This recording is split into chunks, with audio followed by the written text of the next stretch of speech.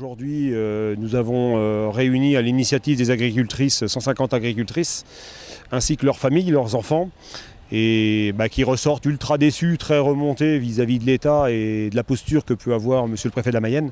Parce que je pense qu'il aurait été important, y compris en stratégie d'image, de pouvoir venir à la rencontre des agricultrices qui n'avaient aucune agressivité dans leur approche et voulaient discuter avec les services de l'État sur leur situation économique et puis ce qu'ils vivent dans leur famille, dans leur foyer, chacune. Et je pense que vous avez beaucoup de choses à lui dire. Ça, je pense, lui aurait fait beaucoup de bien d'écouter les agricultrices mayennaises.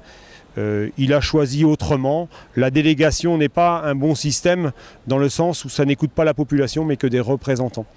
Mais de la même manière, donc, nous lui retournons en disant c'est plus la peine de venir sur le terrain, c'est plus la peine de venir dans les communes, de venir dans les manifestations agricoles, vous n'êtes pas le bienvenu Monsieur le Préfet et ça pourrait durer encore longtemps. Donc je tenais à accompagner aujourd'hui mes collègues agricultrices pour leur apporter mon soutien et bon, moi je sais de quoi elles parlent parce que moi aussi nous on le vit sur nos exploitations, on est toutes confrontées à ce problème de crise dans toutes les productions, notamment dans l'élevage. Et c'est dans l'élevage où on trouve le plus d'agricultrices, c'est là où sont le plus présentes les agricultrices. On ne peut plus faire face sur nos exploitations, les trésoreries sont à sec. On ne peut pas faire face aux charges, charges de la vie courante, charges de la vie familiale. Et ça, c'est pas acceptable pour une mère de famille. Donc, il était important d'être là aujourd'hui auprès des agricultrices mayennaises pour montrer à quel point le monde rural va mal. Nous ne sommes pas entendus. Une fois de plus, nous ne sommes pas entendus puisque le préfet n'a pas daigné nous recevoir. C'est absolument scandaleux. Je n'admets pas ça. D'autant plus que la situation est quand même grave sur nos territoires.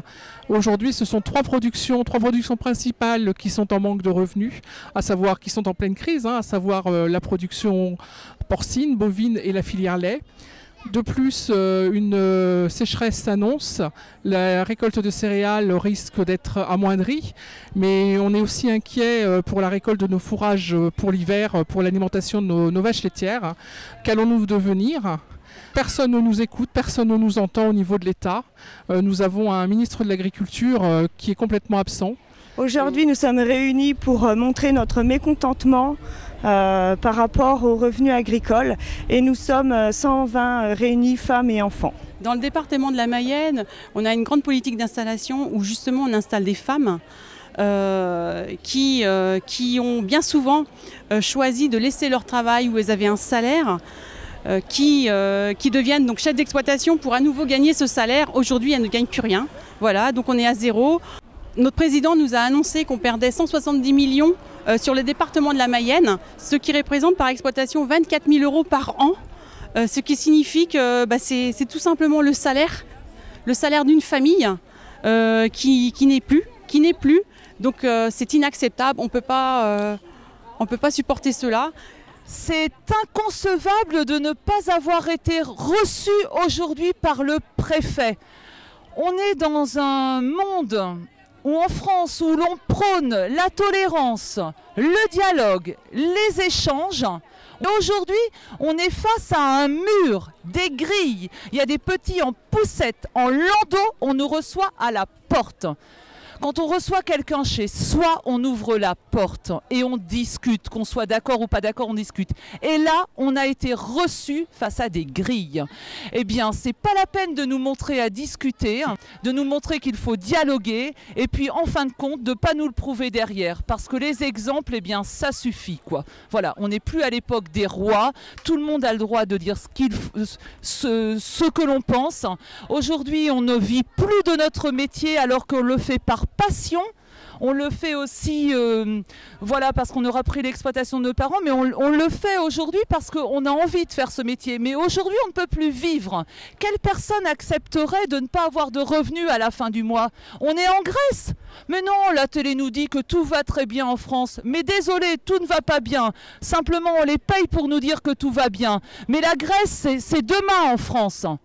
On est là pour soutenir nos parents dans leur travail, pour qu'ils nous aident aussi pour nos études de plus tard, aussi avec leur argent qu'ils ont gagné pendant leur vie en tant que travailleurs.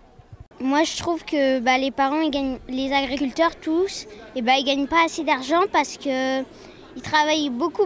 Mes parents, ils n'ont pas beaucoup de temps libre. On joue presque jamais avec eux.